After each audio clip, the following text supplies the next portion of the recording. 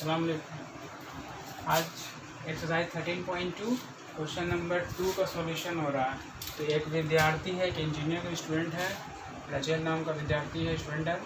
उसको एक मॉडल बनाने के लिए कहा गया है जिसमें दो शंकु लगे हुए हैं, दोनों सिरों पे दो दो शंकु लगे हुए हैं, एक यहाँ और एक यहाँ। इसका वैल्यू क्वेश्चन में दिया हुआ है कि शंकु की ऊंचाई है 2 सेंटीमीटर दोनों का, और टोटल जो मॉडल है उसका 12 सेंटीमीटर ऊंचाई दिया गया है।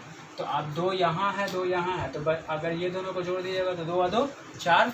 तो ये जाहिर सी बात है कि जो बेलन जो बीच में आएगा वो कितना हो जाएगा 8 सेंटीमीटर। तो 8 और 2 10 और 2 12, ये टोटल कितना हो गया 12 सेंटीमीटर। हमने कुछ नहीं किया है, बेलन का व्यास डिनोट किया है।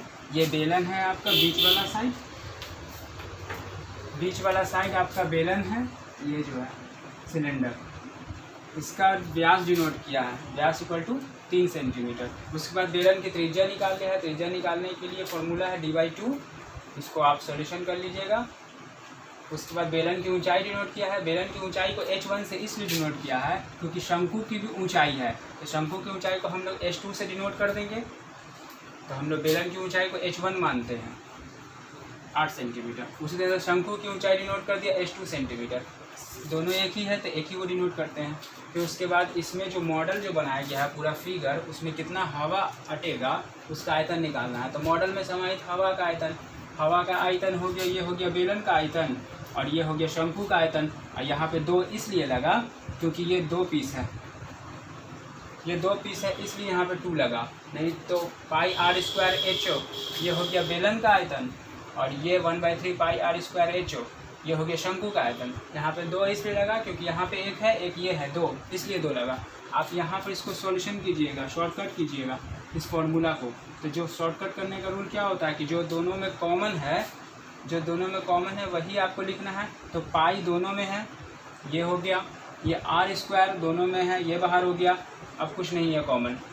h1 इसका बचा h1, ये मैंने ब्रैकेट में डाला, प्लस के प्लस, इसका बचा 2/2 1/3। इसको आप सॉल्यूशन कीजिएगा, 2 एकम 2 और 3 के 3, 2/3 यहाँ आ गया और h² यहाँ बचा हुआ था, h² यहाँ हो गया। अब इसे पुटिंग किया है, पाई का वैल्यू, r का वैल्यू r² है यानी कि 2 बार, h1 का वैल्यू 2/3, h2 का वैल्यू।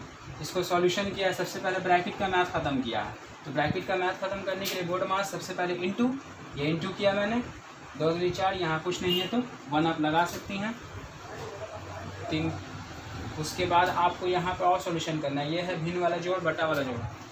तो नीचे वाले का एलसीएम जोड़ लेते हैं जैसे, उसके बाद ये डिवाइड करते हैं, एक के टेबल में 3 बार में आता है और फिर ऊपर से इंटू करते हैं तो आते 24, 4 एकम 4। यहाँ पे सॉल्यूशन किया तो 24 से 4 28, फिर ये ब्रैकेट हट गया तो इंटू चल गया। यहाँ पे कैलकुलेशन किया है, काट छाट, यहाँ पर आप लोग काट छाट कर लीजिएगा, जैसे काटते हैं वैसे काट दीजिएगा। देखिए ये 3 कट गया, उसके बाद ये 3 कट गया, ये 2 के टेबल में ये 11 बार में ये कट गया, ये 7 के टेबल में 4 बार में 28 कट गया, ये 2 के टेबल में 2 बार में 4 कट गया।